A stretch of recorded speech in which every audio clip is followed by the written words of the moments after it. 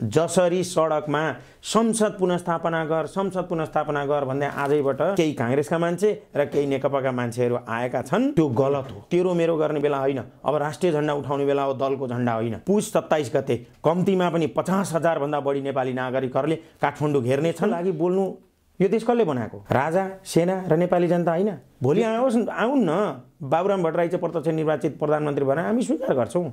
प्रचण्ड नै आउन् न, स्वीकार गर्छौँ। शेरबहादुर देउवा आउन् न, स्वीकार गर्छौँ। तर मियो बिनाको दाई भयो भने के हुन्छ अवस्था? अनि सरकारका केही गुरिल्लाहरूले के गरे भन्दा हामी प्रतिकार गर्छौँ भन्दै बोले। यदि राजा निरङ्कुश हुन्थ्यो भने स्कुल किन खोल्थ्यो? यसले के गरो? मुठ्ठीभरका मानिसहरूलाई मात्रै फाइदा गरो। यसले कसलाई फाइदा गरो? अरिङ्गालहरूलाई फाइदा गरो, केही पार्टीका कार्यकर्ताहरूलाई मात्रै फाइदा गरो।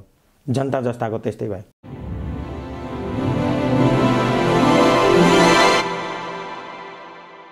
नमस्कार, जागरण अनलाइन टेलिभिजनको यो अर्को नयाँ श्रृङ्खलामा यहाँहरूलाई स्वागत गर्दछु। म कार्यक्रम प्रस्तोता प्रेम ओली। आज हामीसँग हुनुहुन्छ नेपालका लागि नेपाली अभियानका सचिव तथा राष्ट्रिय नागरिक आन्दोलनका केन्द्रीय अभियन्ता हामीसँग हुनुहुन्छ सागर खड्का। यहाँलाई कार्यक्रममा स्वागत गर्दछु। धन्यवाद।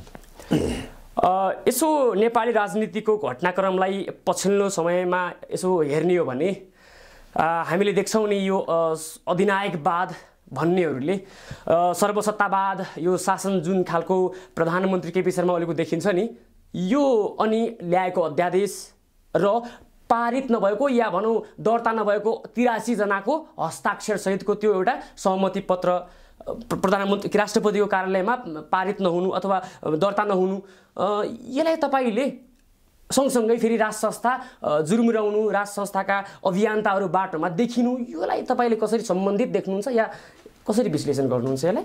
धन्यवाद प्रश्नका लागि। यो दुईटै बिल्कुल फरक कुराहरू हो। राज संस्थाको कुरा उठ्नु र यो अहिले मुलुकमा एउटा एक किसिमको संवैधानिक कु हुनु, संवैधानिक हिसाब किताब र संविधानको सिद्धान्त अनुसार र संविधानको मर्म अनुसारको यो चाहिँ एउटा संवैधानिक कु नै हो। तर केपी ओलीले यो संवैधानिक कदम चाल्नुमा, यो गैर संवैधानिक कदम चाल्नुमा चाहिँ उनको मात्र हात छैन। यो केपी ओलीलाई चेप्टाउँदै काम गर्ने परिस्थिति नै नबनाइसके पछाडि एउटा बिरालोलाई ढोका थुनेर कुट्नतिर लाग्यो भनेदेखि त्यो बिरालोले त्यसैलाई के गर्छ? घाँटी न्याक्ने काम गर्छ र यो अवस्थामा पुगेको हो। यो उनको मात्र दोष छैन, यो समग्र दोष यो राजनीतिक दल र दलका नेताहरूको एउटा अकर्मण्यता, निर्णय गर्न सक्ने क्षमताको कमी र यिनीहरू सम्पूर्ण रूपमा फेलियर भएको यो एउटा सन्देश हो। र यो सन्देशले के गर्छ? यो सिस्टम नै फेल भयो। अब यो व्यवस्था नै 2/3 काम गर्न नसकेर, त्यो संसदले काम गर्न नसकेर र सरकारले काम गर्न नसकेर यो ताण्डव जुन भइरहेको छ मुलुकमा, यो सिस्टमले काम गर्न नसकेको एउटा ज्वलन्त उदाहरण हो। योभन्दा अर्को उदाहरण खोज्न जानु पर्दैन। हिजोका दिनमा के भयो तपाईँ नसोध्नुहोस्, तर आजको जुन घटना भएको छ, संसद विघटन र त्यो राष्ट्रपतिले त्यसलाई अनुमोदन गर्ने र अख्तियार लगायतका विभिन्न आयोगहरूमा जुन किसिमको नियुक्ति गरिएको छ, एक्कासी यो जुन कामहरू भएको छ, यो कामहरू हुनका लागि यो आजै मात्रै भएको घटनाले होइन, यो हिजोका दिनहरूदेखि हुँदै आएको। हामी त त्यसै पनि सडकमा छौँ। यो गणतन्त्र, यो धर्मनिरपेक्षता र यो संहिताले मुलुक धान्न सक्दैन भनेर हामी त हिजो पनि सडकमा छौँ। त्यो हिजो हामीले गरेको सङ्घर्षलाई आज केपी ओलीले गरेको यो काममा लगेर तपाईँले मेल खुवाउनु भयो भनेदेखि राजावादीहरू र राष्ट्रवादीहरूले गरेको आन्दोलनलाई गलत ढङ्गले व्याख्या गर्ने काम हुन्छ। हो, हामी पनि केपी ओलीले गरेको यो संवैधानिक कुलाई हामी संविधान त यो गलत हो, तर केपी ओलीलाई यो कदम चाल्नका लागि बाध्य गराउने को हुन् त? हो, त्यहाँ पनि कुरो छलफलको विषय बनाउनु पर्छ। र अर्को कुरो के छ त भन्दा, जब यो सिस्टमले काम गर्दैन भने, जब यी दलका नेताहरू र दलको नेतृत्व र दलहरूले नै काम गर्न सक्दैन भने यो व्यवस्थाको के काम छ? यो अब व्यवस्थाको काम छैन भन्ने सन्देश हो। अब यो नेपालको संविधान 2072 सालको भाग 7 को धारा 76 को उपधारा 1 र 7 बमोजिम तपाईको त्यही बमोजिम चाहिँ नै संसद विघटन गर्ने उहाँलाई हक छैन, तर पनि उहाँले त्यो हक आफ्नो छ भन्ठानेर चाहिँ नि उहाँले संसद विघटन गर्नुभएको छ, विज्ञहरू भन्छन् हैन। यसलाई तपाईले कसरी हेर्नुहुन्छ? वास्तवमा संविधानको रक्षक भनेको राष्ट्रपति हुनुहुन्छ। राष्ट्रपतिबाट नै पारित भइसकेको छ कि संसद विघटनको प्रस्ताव। तपाईले यसलाई कसरी हेर्नुहुन्छ? राष्ट्रपतिको गरिमा, साख र यो प्रधानमन्त्रीको एउटा जुन सम्बन्ध छ नि कारिन्दा बन्नुभएको छ भन्छन् नि विश्लेषकहरू राष्ट्रपतिलाई। होइन, राष्ट्रपति त उहाँहरूकै राष्ट्रपति हो नि। राष्ट्रपतिलाई त हामीले हाम्रो राष्ट्रपति त भन्ने मौकै पाएनौँ नि कहिले। उहाँहरूले नै सिफारिस गर्नुभएको राष्ट्रपति, उहाँहरूकै सरकार, उहाँहरूकै 2/3, उहाँहरूले नै पास गर्नुभएको अध्यादेश, उहाँहरूले नै विघटन गर्नुभएको संसद, उहाँहरूकै राष्ट्रपतिले लाल मोहर लगाइदिनु हो। त्यसमा त कुनै ठुलो कुरो छँदै छैन नि। राष्ट्रपतिलाई विवादमा तान्ने काम कसले गरेको? राष्ट्रपतिलाई पटक पटक विवादमा तान्ने काम त यिनै सत्तामा बस्ने नेतृत्वदायी भूमिका निर्वाह गरेका मानिसहरूले हो नि। एउटा पक्षले राष्ट्रपतिको काम के हो? सब मन्त्री परिषदले गरेको सिफारिसमा गएर के गरिदिने हो? छाप लगाइदिने हो। उहाँले परामर्श लिन सक्नुहुन्थ्यो, उहाँले के भन्छ सर्वोच्च अदालतसँग राय परामर्श लिन सक्नुहुन्थ्यो, विभिन्न बुद्धिजीवी र कानुनविदहरूसँग लिन त्यो काम गर्नु आवश्यकै ठान्नु भएन नि। त उहाँको विवेक अन्तर्गतको कुरै भएन। र अर्को कुरो, तपाईँले भन्नुभएको कुरोमा जब यस्तो किसिमको सङ्कट आउँछ तब माथिल्लो निकायका मानिसहरू र पदमा बसेका मानिसहरू विवादमा तानिन्छन् नै। राष्ट्रपतिले यो अध्यादेश फिर्ता गरिदिएको भएदेखि राष्ट्रपतिको पनि पद रहँदैन थियो। त्यहाँ पछाडि केपी ओली आफू पनि नरहने, केपी ओली नरहने बित्तिकै राष्ट्रपतिलाई पनि हटाइहाल्थे। आफ्नो यिनीहरू त पदका लागि र सत्ताका लागि र कुर्सीका लागि लडेकाहरूले आफ्नो कुर्सी कसरी बचाउने भन्ने खेल हो नि त यो। हो, यो खेलमा जुन खेलहरू भए र यो नाङ्गो नाच जुन नचाहियो, यो किसिमले के छ त भन्दा यो सिस्टमले काम गर्दैन। अब यो सिस्टमको विरुद्धमा जानुपर्छ नेपाली जनता र एउटा मौलिक धार, नेपालको मौलिक धार स्थापना नेपाली जनताले नै गर्नुपर्छ। अहिलेसम्म आएका जति पनि परिवर्तनहरू छन् ती सम्पूर्ण परिवर्तनहरू विदेशीले जबरजस्ती बोकाएर पठाएको यो एजेन्डाहरू हो। र तपाईँ 7 साल भन्नुहोस्, तपाईँ 36 भन्नुहोस्, चाहे तपाईँ 46 भन्नुहोस् या तपाईँ 62-63 भन्नुहोस् या जनयुद्ध नै भन्नुहोस्, यो सारा विदेशीको डिजाइनमा भयो र नेपाली जनतामाथि थुपारिएको चिजले कहीँ पनि काम गर्दैन। नभए काम गर्थ्यो भने 7 मै काम गर्थ्यो भनेदेखि 36 मै काम गर्थ्यो, 46 मै काम गर्थ्यो। किन आएर 72 मा अर्को संविधान बनाउनु पर्यो भन्दाखेरि यो अरूले ल्याएको र अरूको सिको गरेर ल्याएको चिजले त्यो मुलुकमा काम गर्दैन। अन्तबाट ल्याएका विदेशका बाँधहरू यहाँनिर जबरजस्ती लाद्ने काम जुन भयो त्यसले काम गर्दैन भन्ने कुराको यो ज्वलन्त उदाहरण हो। र राष्ट्रपतिले संविधान मान्नु भएन, हिजो कहाँ मान्नुभएको थियो र उहाँहरूले आज मान्नुपर्ने? संविधानको अक्षरशः उल्लङ्घन कसैले गरेको छ भने यही 2/3 सरकार र 2/3 सरकार अन्तर्गतका चङ्गोलमा बसेकाहरूले नै गरेका छन्। सांसद अपहरण गर्नेदेखि लिएर अध्यादेश ल्याउने, पार्टी फुटाउने, हिजो हामीले देखेको छैन ल करिबन वर्ष दिनदेखिको के कुकर्महरू भइरहेछन्। यो सारा कुराहरूको संविधानको पर्खिलापमा जाने काम यही सत्ता, यही सरकार र यही सरकारमा बस्ने मानिसहरूले गरिरहेछन्। र केपी ओलीको हातखुट्टा बाँधेर केपी ओलीलाई कामै गर्न नदिने, डे 1 देखि काम गर्न नदिने काम कमरेड प्रचण्ड, माधव नेपाल, झलनाथ खनाल लगायतकाहरूले गरेका छन् भनेदेखि केपी ओलीले काम गर्न नपाउँदै गरेको अवस्थामा यो कदम चालेको चाहिँ बरु ठिक छ। किनभने काम त गर्न पाउनु पर्यो नि एउटा सत्तामा बसेको मानिसले, उहाँलाई केही कामै गर्न दिइएको छैन। भ्रष्टाचारको निवारण गर भन्ने अनि अख्तियारमा लगेर प्रमुख राख्न नदिने, कसरी उहाँले भ्रष्टाचारको निवारण गर्नुहुन्छ? यस मानेमा केपी ओलीलाई काम गर्न दिइएन। उहाँहरू के गर्न थाल्नुभयो?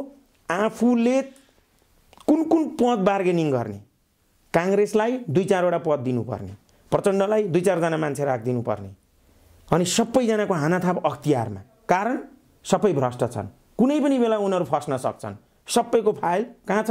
अख्तियारमा छ। त्यस कारणले गर्दाखेरि यो खेल नै के हो त भन्दा उनीहरूले गरेको पाप र कुकर्मलाई लुकाउनका लागि यो सब कुराहरू गरिएको थियो डिजाइन। तर आज केपी ओलीले के गरिदिनु भयो त? संसद भङ्ग गरिदिएर अख्तियारमा प्रेम राईलाई नियुक्त गरेर यिनीहरूको पापको घट्टा फुटाउने कोसिस गर्नुभएको छ। अब त्यो काममा उहाँ लाग्नुपर्छ। हाम्रो त साथ छ केपी ओलीलाई, तर उहाँले गर्नुभएको त्यो संवैधानिक कु अन्तर्गत चाहिँ होइन हो। अब मुलुक कहाँ आयो?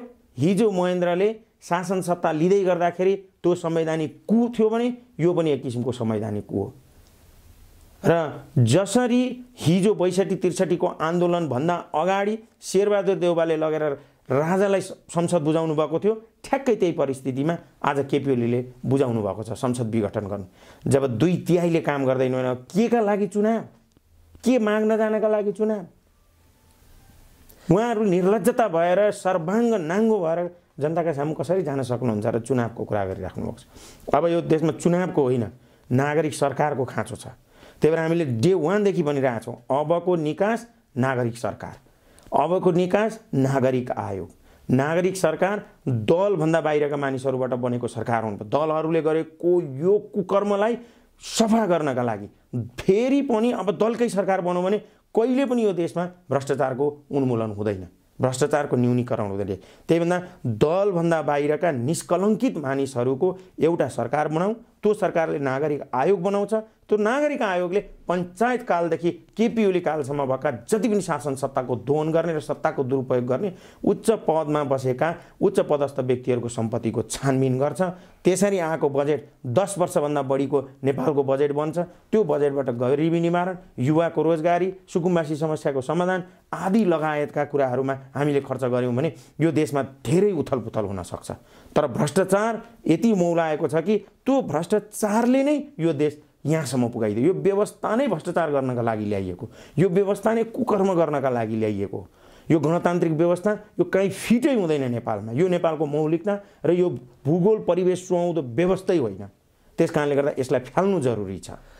हजुरले भन्नुभयो होइन, यो जताबाट भए पनि बाटो छेक्ने काम गर्छन् प्रधानमन्त्रीलाई, त्यही भएर प्रधानमन्त्रीले संसद विघटन गर्नु त ठिकै गर्नुभयो भन्ने खालको तर्क अलिकति विरोधाभासपूर्ण, धेरै नै विरोधाभासपूर्ण देखिन्छ। किनभने तपाईँ यो सरकार मान्नुहुन्न, तपाईँ यो सत्ता मान्नुहुन्न, तपाईँ यो संविधानका केही कुरा मात्रै नभएर धेरै कुरा मान्नुहुन्न तपाईँ भने तपाईँ फेरि यो सरकारले अथवा केपी शर्मा ओलीको कदम सही हो भन्नुहुन्छ। र अरू कुरा फेरि के छ भने संवैधानिक अङ्ग या निकायमा 45वटा सिटहरू खाली छन्। ती सबै 45वटै सिटमा केपी शर्मा ओलीले आफ्नै पकेटका मान्छे राख्नुभयो भने त माधव कुमार नेपाल, झलनाथ खनाल, प्रचण्डको त राजनीतिक जीवन सकियो त। त्यसको लागि त उनीहरू पनि यसो गुटबन्दीमा अथवा एक मतमा अथवा एक ढुक्का भएर आउनु त परेन त। उनीहरूले त्यही भएर त यो सिस्टमले काम गरेन भनेको त। तपाईले राष्ट्रपति सिस्टमले काम गरेन। तपाईले प्रधानमन्त्रीलाई कसरी सही कदम चाल्नु हो भन्नुहुन्छ नि? प्रधानमन्त्रीले सही कदम चाल्नु भयो भनेको होइन। प्रधानमन्त्रीलाई काम गर्न नदिने अवस्था बनाइसकेपछि यो जुन कदम चाल्नु भएको छ त्यो मानेमा चाहिँ सही हो। तर संवैधानिक हिसाब किताबमा जुन उहाँले कु गर्नुभएको छ र त्यो चाहिँ गलत हो। र राष्ट्रपतिलाई फेरि त्यो कस्तो अवस्थामा परिआएको छ भने राष्ट्रपतिले गरे पनि गलत, नगरे पनि गलतको अवस्थामा छ। त्यही भएर त सिस्टमले काम गरेन।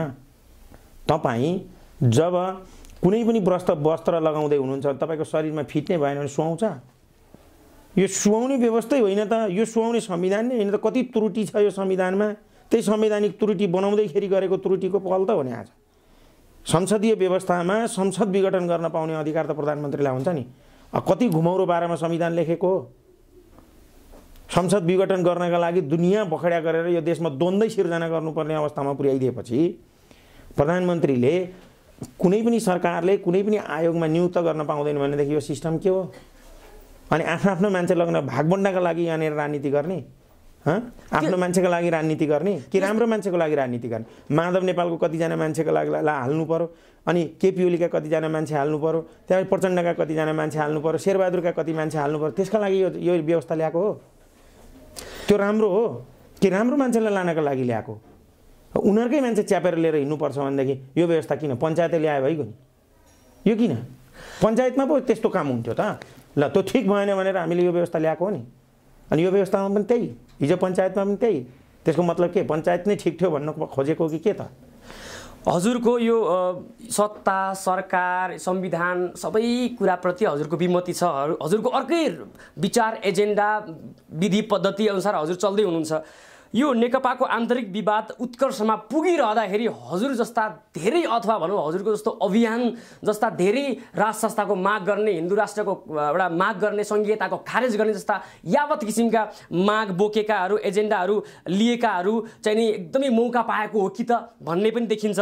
सँगसँगै तपाईँको यो राष्ट्रिय नागरिक आन्दोलनको यसमा भूमिका के रहन्छ? अब नागरिक सरकार तपाईले भन्नुभएको छ नि गठन गर्नको लागि, नागरिक आयोग गठन गर्नको लागि तपाईले कति बेला सही टाइम हो आफ्नो अथवा हाम्रो बाटोमा उत्रिने, अब नेपाली जनतालाई सहयोग गर्ने, अब यहाँ रहेन, नेपाल रहन सक्ने अवस्था रहेन।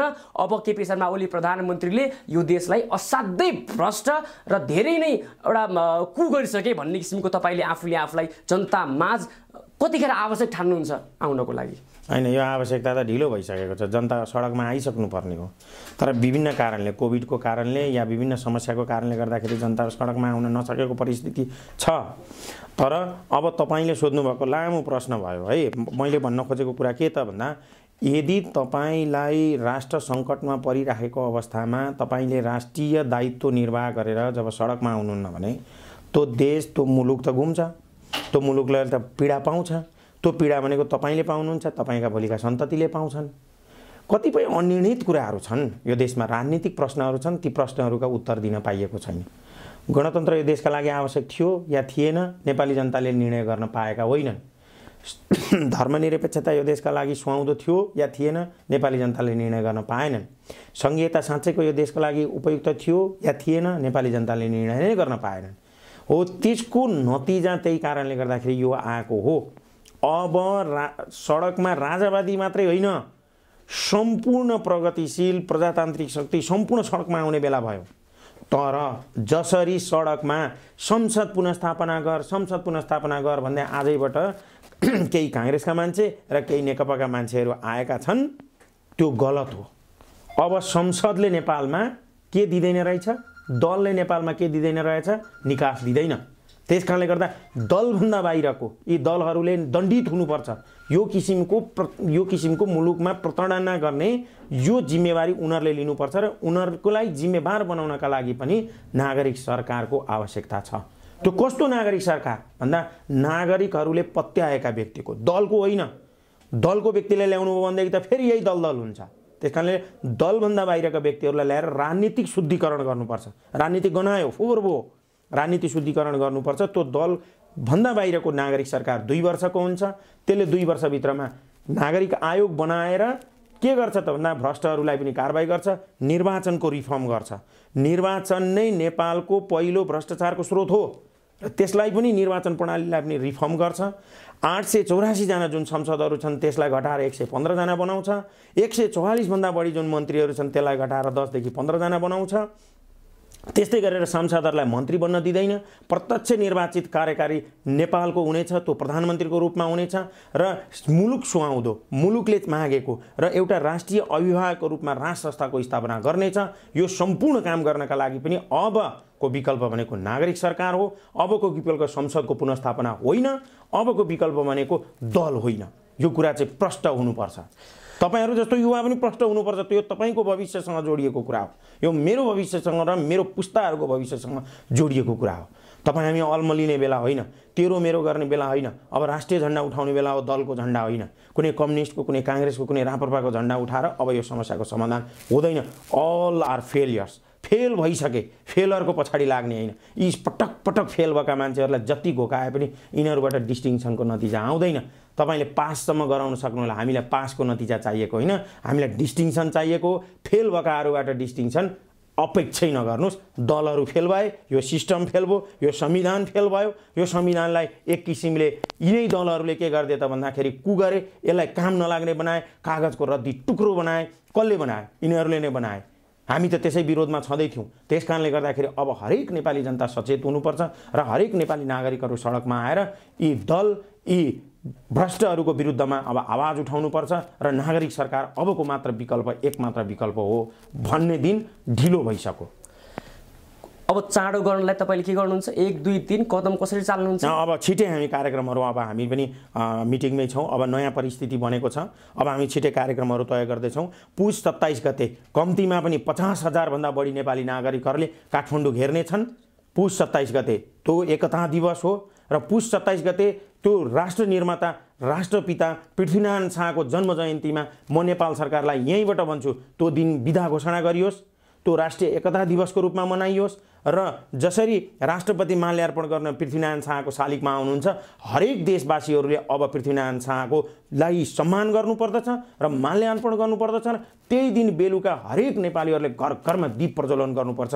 किन त भन्दा त्यो दिन नेपालका लागि ऐतिहासिक दिन हो, पृथ्वीनारायण शाहको जन्म जयन्तीको दिन। त्यस कारणले गर्दाखेरि त्यो राष्ट्रिय एकताको दिन अब यो मुलुकमा एउटा छुट्टै किसिमको उभार आउनेछ र सम्पूर्ण शक्तिहरू एक ठाउँमा आउनेछन्। पुस 27 गतेको कार्यक्रम हाम्रो पहिल्यै घोषणा छ।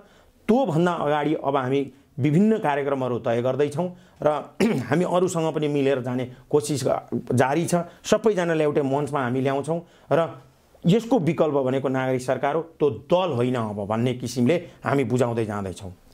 मङ्सिर 20 गते जुन किसिमले नेपालको झन्डा बोकेर विभिन्न आस्था विश्वास भरोसा अथवा जुन किसिमले एउटा मान्छेले यो शासन पद्धति सिस्टममाथि अब पार नलाग्ने भएपछि जनताले विकल्प खोज्नै थालेका हुन् भन्ने हिसाबले पनि मङ्सिर 20 गते ठुलो जनसागर बाइक र्याली गर्दै पनि देशभर प्रदर्शन भयो। यो सबैलाई थाहा भएकै कुरा हो।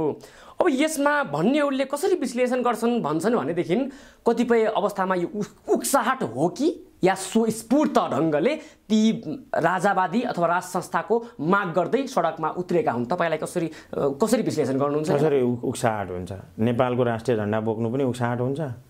को हो त्यो बेवकुफ त्यस्तो भन्ने? यो त बेवकुफी कुरा भएन। राष्ट्रिय झन्डा बोक्नु पनि उक्साहट हुन्छ? राज संस्था माग गर्नु, राज संस्था माग गर्नु चाहिँ उक्साहट हुन्छ? जसले यो देश बनायो त्यसको लागि बोल्नु। यो देश कसले बनाएको? राजा, सेना र नेपाली जनता होइन? यो तीनटा शक्तिलाई छिन्न भिन्न बनाएर यो देश बन्छ।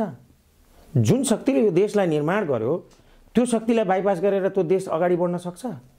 तपाईँ आफ्नो घरको मुलीलाई नै बाइपास गरेर तपाईँ घरको निर्माण गरेर ठुलो सम्पत्ति त कमाउनु होला, तर तपाईँको मनले दिन्छ त्यो शान्ति हुन्छ? त्यहाँ कहिले पनि शान्ति हुँदैन। र सबैलाई मिलाएर लिएर जान सक्ने, हेर्नुहोस्, गणतन्त्र र राजतन्त्र यसले दुईटैले निकास दिन सकेन यो देशलाई। अब यसको फ्युजनमा जानुपर्छ। के गणतन्त्र जिन्दाबाद भनेर राजतन्त्र जिन्दाबाद भन्दैमा सबै समस्या समाधान हुन्छ? हुँदैन नि। गणतन्त्र त नेपालको एजेन्डै होइन। के युवाहरूलाई बक्काइएको छ, ए गणतन्त्र भयो भनेदेखि त मै राष्ट्रपति हुन्छु तैँ राष्ट्रपति हुन्छु भन्दै सिकाइएको छ। यो गलत भ्रम हो। र अर्को कुरा म तपाईँलाई यो टुङ्गोमा पुर्याउँदैछु। गणतन्त्र र राजतन्त्रले देशमा असन्तुलन कायम गर्यो भने सन्तुलित विचार र सन्तुलित र ब्यालेन्समा राख्न सक्ने एक किसिमको विचार हामीले दिएका छौँ। त्यो विचार भनेको राष्ट्र प्रमुखको रूपमा वा एकताको प्रतीकको रूपमा विभिन्न जात जाति भाषा धर्म दल सबैको एकताको प्रतीकको रूपमा नेपालको राज संस्था जुन बेलायतको वा जापानको मोडलमा हुन्छ र प्रत्यक्ष निर्वाचित जनताकै छोरोले शासन गर्ने हो। भोलि आउन् न बाबुराम भट्टराई चाहिँ प्रत्यक्ष निर्वाचित प्रधानमन्त्री भने हामी स्वीकार गर्छौँ। प्रचण्ड नै आउन् न स्वीकार गर्छौँ। शेरबहादुर आउन् न स्वीकार गर्छौँ। तर मियो बिनाको दाइँ भयो भने के हुन्छ अवस्था? हो त्यही स्थिति भएको होइन अहिले? बोकाहरूले दाइँ गर्न थालेपछि के हुन्छ? त्यो दाइँ हुन्छ?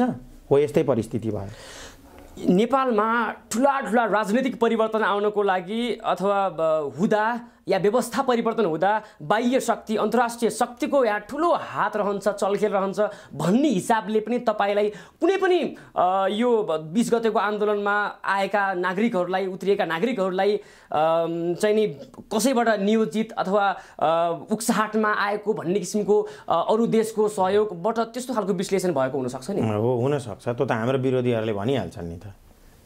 त्यो त तपाईँलाई मन नपराउने मान्छेले तपाईँ कालो लुगा लगाए पनि कालो लगाए भनिदिन्छ, सेतो लगाए पनि सेतो भनिदिन्छ। हाम्रो विरोधीले त भन्ने नै त्यही हो नि। तर त्यहाँ स्वतःस्फूर्त रूपमा मानिसहरू आएका छन्, जनताहरू आएका छन्, नागरिकहरू आएका छन्, ती सचेत छन्, राष्ट्रको प्रेमले आएका छन्, राष्ट्रिय झन्डामा उनीहरूले आफूलाई समाहित गर्न चाहेका छन्। त्यो दिन सरकारले त्यो आन्दोलनलाई रोक्नका लागि कति स्टेप चाल्यो, यतिसम्म कि उसले एकपछि अर्को विज्ञप्ति निकाल्दै निषेधाज्ञा गर्दै अनि सरकारका केही गुरिल्लाहरूले के गरे भन्दा हामी प्रतिकार गर्छौँ भन्दै बोले। त्यसले पनि के गर्यो त? एक किसिमको प्रोपोगन्डा गर्यो। त्यति बावजुद हुँदाहुँदै पनि अमेरिकन एम्बेसीले 20 गतेको कार्यक्रममा नजानु भनेर नेपाली जनतालाई के गरेको छ? आह्वान गरेको छ। के यो देश अमेरिकन एम्बेसीले चलाएको हो त? यति सारा कुरा हुँदाहुँदै पनि त्यो दिन त्यति जनसागर आएको छ। यो ठुलो सफलता हो। यदि केही पनि अवरोध हुँदैन थियो भने त्यो दिन मानिस 50,000 भन्दा बढी आउँथे। तर सरकारले रोक्दा एउटा ठुलो प्रोपोगन्डा गर्दा पनि मानिसहरू त्यसरी आएका छन्। त्यत्रो गरेर पनि त्यहाँ सडकमा मान्छे आएको छ। अनि कसैले उक्साएर आउँछ? नेपाल दुखेको छ, नेपाल बिरामी छ, यसलाई औषधिमूलक गर्नुपर्छ, देश कोमामा गएको छ भनेर बिउताउनलाई आएको छ नागरिक। कसैले उक्सावटमा आयो नागरिक भनेर भन्छ भने त्यो जस्तो चाटुकार र जोकरको हुनसक्छ। यो त जोकर कुरा भयो। हजुरको एउटा नेपालका लागि नेपाली अभियान सँगसँगै हजुरले माग गरेको एकदम महत्त्वपूर्ण अथवा सबभन्दा तपाईँले चाहिँ नि फोकस दिने भनेको एजेन्डा, विचार, धारणा, सङ्घीयता खारेज, धार्मिक स्वतन्त्रतालाई पनि हुनु हुँदैन होइन भन्ने किसिमको तपाईँको माग छ। हुनु हुँदैन, हुनुपर्छ, तर सनातन बुद्ध हिन्दू किराँत सहितको हिन्दू राष्ट्र हुनुपर्छ भन्ने माग हो।